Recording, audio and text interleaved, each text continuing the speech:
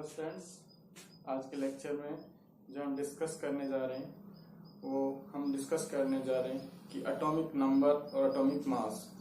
तो हम last lecture में हमने पढ़ा था Rutherford model and Thomson model. I think हमने वहां पे ये पता चल गया था कि एटम के सब एटॉमिक पार्टिकल्स होते हैं। एटम के 3 सब एटॉमिक पार्टिकल्स होते हैं, सब एटॉमिक पार्टिकल्स प्रेजेंट होते हैं और वो 3 सब एटॉमिक पार्टिकल्स होते हैं आपके electron, proton and neutron. Clear? यहाँ पे हमने पढ़ा था इलेक्ट्रॉन्स पे हमारे पास नेगेटिव चार्ज होता है, प्रोटॉन्स में हमारे पास पॉजिटिव चार्ज होता है, न्यूट्रॉन्स में हमारे पास नो चार्ज होता है, कोई चार्ज नहीं। क्लियर? यहाँ से हमारे पास एक कंक्लूजन आया था कि हमारे पास जितने इलेक्ट्रॉन्स होते हैं इतने ही हमारे पास क्या होते हैं, प्रोटॉन्स होते हैं। जितने हमारे पास इलेक्ट्रॉन्स होते हैं इतने ही क्या होते हैं, प्रोटॉन्स होते हैं। क्लियर? तो यहां से एक कॉन्सेप्ट जो आया था हमारे पास कि जितने हमारे पास इलेक्ट्रॉन्स हैं इतने ही क्या होंगे, प्रोटॉन्स होंगे। इसका मतलब जितने हमारे पास नेगेटिव चार्ज होंगे इतने ही हमारे पास क्या होंगे, पॉजिटिव चार्ज होंगे। तो ये हमारे पास ऑलरेडी कॉन्सेप्ट आ चुका था। तो यहाँ से आगे डिस्कस हो रहा था, उसी के डिस्कस के थ्रू हमें ये पता चला कि हमारे पास जो एटम है उसका कुछ एटॉमिक नंबर होगा और उसका कुछ एटॉमिक मास होगा। क्लियर? तो atomic number and atomic mass की जो हम बात कर रहे हैं, तो हम एटॉमिक नंबर की बात करेंगे तो कुछ इस तरीके से कि हमारे पास एक एटम है, उस एटम का एक हमारे पास एटम है कोई, उस एटम का क्या है, एटॉमिक नंबर है एंड दूसरा क्या है, एटॉमिक मास है। तो एक्चुअल में होता है क्या है, एटॉमिक नंबर क्या होता है, एटॉमिक मास क्या होता है। जो एटॉमिक नंबर है वो हमारे इक्विवेलेंट होते हैं the total number of electrons present in an atom is known as atomic number. Clear? The total number of electrons present in an atom in neutral state, in neutral form। मतलब क्या है, यहाँ की number of electrons, the total number of electrons, ये लिख लीजिए, the total number of electrons present in atom in neutral form. Neutral का form मतलब है कि हमारे पास बहुत सारे एलिमेंट्स ऐसे हैं, जैसे मान लो कुछ के पास क्या है, पॉजिटिव चार्ज है, किसके पास क्या है, नेगेटिव चार्ज है। और नेगेटिव और पॉजिटिव चार्ज है तो उस चार्ज को हम क्या कर सकते हैं कि एक पॉजिटिव है, एक के पास नेगेटिव है। तो यहाँ पे जब हम इलेक्ट्रॉन्स की बात कर रहे हैं, इलेक्ट्रॉन्स पे क्या है, नेगेटिव चार्ज है। तो हमारे पास जैसे Na पॉजिटिव लिखते हैं, तो ये न्यूट्रल फॉर्म में नहीं है। ये न्यूट्रल फॉर्म में कब होगा, जब इसके पास कोई चार्ज नहीं होगा। When they have no charge, then it is called neutral form. If they have any positive or negative charge, they are not in a neutral form. Okay? तो न्यूट्रल फॉर्म होंगे, जितने इलेक्ट्रॉन्स प्रेजेंट होंगे उसको क्या बोलेगा, atomic number. फिर हमारे पास जो कॉन्सेप्ट आया हुआ electron is equal to proton, तो हम ये भी कह सकते हैं the total number of protons present in an atom in free state या फिर न्यूट्रल स्टेट, फ्री स्टेट या फिर न्यूट्रल स्टेट। मतलब क्या है कि जब हमारे पास ये कॉन्सेप्ट है इलेक्ट्रॉन इक्वल टू प्रोटॉन, तो हम इसको ना कह के इसको भी कह सकते हैं, क्योंकि इलेक्ट्रॉन्स और प्रोटॉन्स का अमाउंट क्या रहता है, सेम रहता है। तो हम ये भी कह सकते हैं total number of protons present in an atom in free state या फिर न्यूट्रल स्टेट।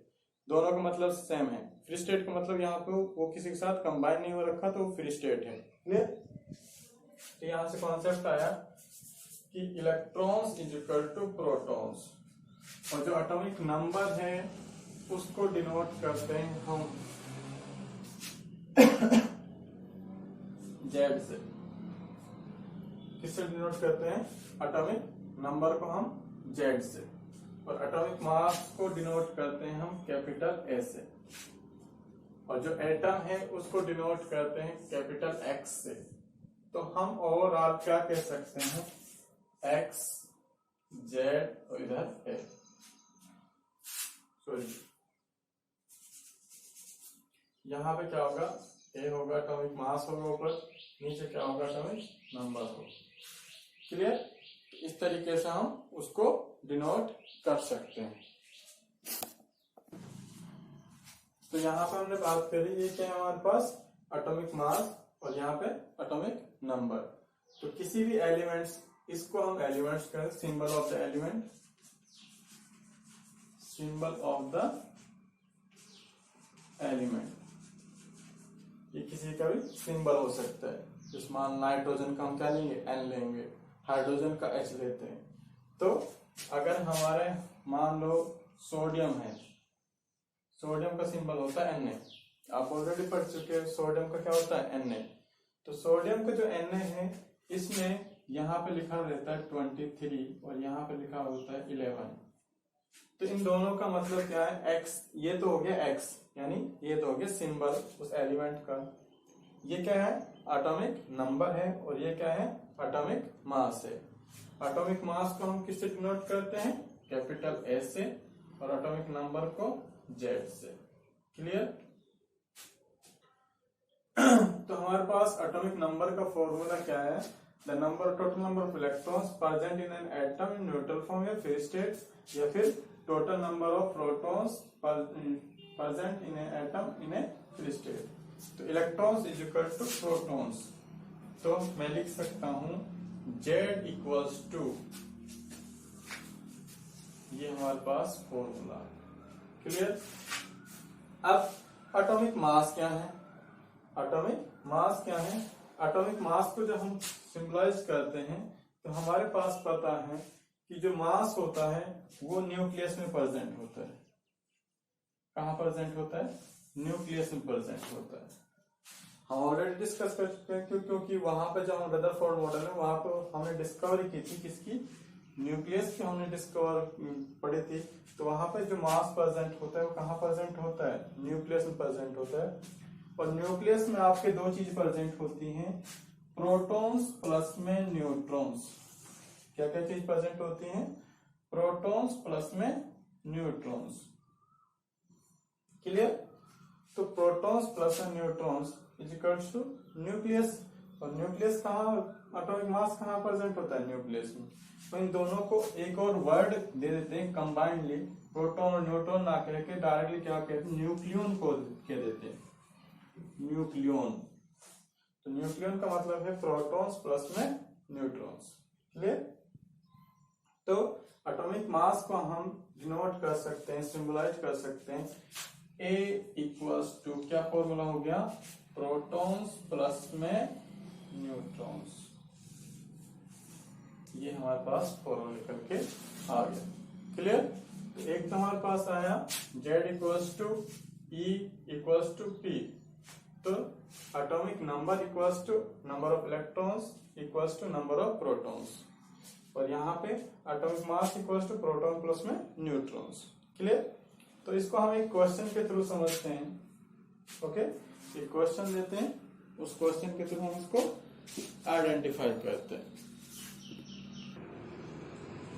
तो एक क्वेश्चन हमारे पास, calculate the number of electrons, protons and neutrons in beryllium. ऊपर लिखा हुआ है हमारे पास 80 और नीचे 35।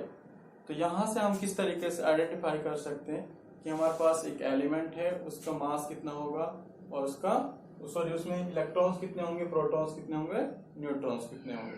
तो हमारे पास फॉर्मूला क्या था एटॉमिक मास का? एटॉमिक मास हमें गिवन है ऑलरेडी। एटॉमिक मास कितना है हमारे पास? 80 है। क्लियर? और एटॉमिक नंबर हमारे पास कितना हो गया? 35। क्योंकि अभाव क्या होता है हमारे पास, यहाँ एटॉमिक नंबर होता है, ये हमारे पास क्या है, एटॉमिक मास है। तो हमारे पास ए क्या हो गया, एटॉमिक मास, एंड जेड हमारा एटॉमिक नंबर। तो ए का फॉर्मूला क्या था हमारे पास, ए इक्वल्स टू हमारे पास था प्रोटॉन्स प्लस में न्यूट्रॉन्स। क्लियर। यहां से एक और पॉइंट आता है कि हमारे जो केमिकल जो कोई भी एटम है, उस एटम की केमिकल प्रॉपर्टीज डिपेंड करती हैं किसके ऊपर, इलेक्ट्रॉन्स के ऊपर, एंड इलेक्ट्रॉन्स डिपेंड करते हैं हमारे किसके ऊपर, न्यूक्लियस के प्रोटॉन्स के ऊपर। तो ये इंपॉर्टेंट पॉइंट है कि हमारे एटम है, उस एटम की जो केमिकल प्रॉपर्टीज हैं वो डिपेंड कर रही हैं इलेक्ट्रॉन्स के ऊपर एंड प्रोटॉन्स के ऊपर। ठीक है, तो ये समझो। फिर हमारे पास क्या है, एटॉमिक मास है कितना है हमारे पास, 80। Clear. Is equals to P plus में N। अब P भी नहीं पता है, प्रोटॉन्स भी नहीं पता और न्यूट्रॉन्स भी नहीं पता, तो आप इसको यहीं पे लीव कर दीजिए। पहले हमें क्या निकालना है, प्रोटॉन्स निकालना और न्यूट्रॉन्स निकालना, या फिर इनमें से कोई एक चीज निकल जाएगी तो हम क्या निकाल सकते हैं, प्रोटॉन्स या न्यूट्रॉन्स निकाल सकते हैं। तो फर्स्ट ऑफ ऑल या तो हमें प्रोटॉन्स पता हो या फिर हमें न्यूट्रॉन्स पता हो। तो हम जेड वाला फॉर्मूला लगाएंगे, Z equals to E plus में पी, इक्वल टू पी। अब मैंने बात करी जब जितने हमारे पास एटॉमिक नंबर होता है, मान लो हमारा एटॉमिक नंबर है 35, क्वेश्चन में गिवन है, तो 35 हमारा एटॉमिक नंबर है, तो नंबर ऑफ इलेक्ट्रॉन्स भी कितने होंगे, 35। एंड जब हमारे पास इलेक्ट्रॉन्स 35 है तो प्रोटॉन्स भी कितने होंगे, 35। तो हमारे पास क्या निकल के आ गया, नंबर ऑफ इलेक्ट्रॉन्स कितना मिल गए, 35, एंड नंबर ऑफ प्रोटॉन्स भी कितने मिल गए, 35। अब हम यहाँ पे वैल्यू पुट कर देंगे, वैल्यू पुट करेंगे, तो यहाँ पे हमने प्रोटॉन्स की वैल्यू पुट करी, तो क्या हो गया, 80 इक्वल्स टू 35 प्लस में n। ठीक है, तो यहाँ हम न्यूट्रॉन्स की वैल्यू निकाल सकते हैं, तो n equals to n 80 minus में 35, तो n इक्वल्स टू कितना है हमारे पास, 45। यानी नंबर ऑफ न्यूट्रॉन्स कितने आ गए हमारे पास, 45, और number of electrons 35, number of protons 35। Clear. ऐसे मान लो मैं एक क्वेश्चन देता हूं, सोडियम 11 और 23। क्लियर। तो यहाँ पे नंबर ऑफ इलेक्ट्रॉन्स कितने हैं, 11 है, नंबर ऑफ प्रोटॉन्स भी कितने हैं, 11 है, बट नंबर ऑफ न्यूट्रॉन्स कितने होंगे, 23 माइनस में 11 कितना आ गया हमारे पास, 12। तो ये क्या आ गया हमारे पास, नंबर ऑफ न्यूट्रॉन्स। तो इस तरीके से आप इजीली फाइंड आउट कर सकते हो। क्लियर। या फिर आपके पास क्वेश्चन देगा कि एक एलिमेंट है हमारे पास x, उस एलिमेंट x में हमारे पास उसके नंबर ऑफ इलेक्ट्रॉन्स प्रेजेंट हैं, मान नंबर ऑफ इलेक्ट्रॉन्स प्रेजेंट हैं 7, और नंबर ऑफ न्यूट्रॉन्स प्रेजेंट हैं मान लो 7। क्लियर। तो आप क्वेश्चन दिया है एक एलिमेंट x है, उसके नंबर ऑफ इलेक्ट्रॉन्स 7 है और नंबर ऑफ न्यूट्रॉन्स 7 है, तो आपको बताना है उसका एटॉमिक नंबर। क्या बताना है, एटॉमिक नंबर बताना है, एटॉमिक मास बताना है, और साथ में क्या बताना है, x एलिमेंट का नाम बताना है, सिंबल कौन सा एलिमेंट। तो आप कैसे करोगे, एटॉमिक नंबर कितना है, किसके बराबर होता है, नंबर ऑफ इलेक्ट्रॉन्स। तो नंबर ऑफ इलेक्ट्रॉन्स कितने हैं, 7 है, और जब हमारे पास 7 निकल गए तो नंबर ऑफ प्रोटॉन्स भी कितने होंगे, 7। अब एटॉमिक मास कैसे निकालोगे, एटॉमिक मास का क्या फॉर्मूला है हमारे पास, प्रोटॉन्स प्लस न्यूट्रॉन्स। तो एटॉमिक मास हमें पता नहीं है, और प्रोटॉन्स पता है, न्यूट्रॉन्स पता है और प्रोटॉन्स पता है, तो 7 हमारे प्रोटॉन्स हैं और 7 हमारे न्यूट्रॉन्स हैं। टोटल कितने हो गए? 14। तो हमारे पास एटॉमिक नंबर निकला एटॉमिक मास निकला 14 एंड एटॉमिक नंबर हमारे पास 7। तो कौन सा एलिमेंट है? 7 पे कौन सा आता है आपका? नाइट्रोजन।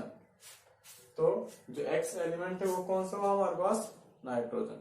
तो आपके क्वेश्चन कुछ इस टाइप के भी आ सकते हैं। ओके, तो आप और प्रैक्टिस कर सकते हो, इजीली आप फाइंड आउट कर सकते हो कि कितने हमारे पास। एक मैं आपको एग्जांपल दे देता हूँ, वो आप कैलकुलेट कीजिए। आर्गन का होता है 80 और 40। तो इसमें आपको कैलकुलेट करना है number of electrons, protons and neutrons. Clear? ये तीनों चीज इसमें कैलकुलेट कीजिए। और एक और देता हूं, क्लोरीन Cl, यहाँ 17, यहाँ 35.5। तो यहाँ पे भी आपको क्या कैलकुलेट करना है? Electrons, protons, neutrons. आप ये 2 क्वेश्चन भी कीजिए साथ में। Clear? I hope all of you like the video and thank you guys. Have a nice day.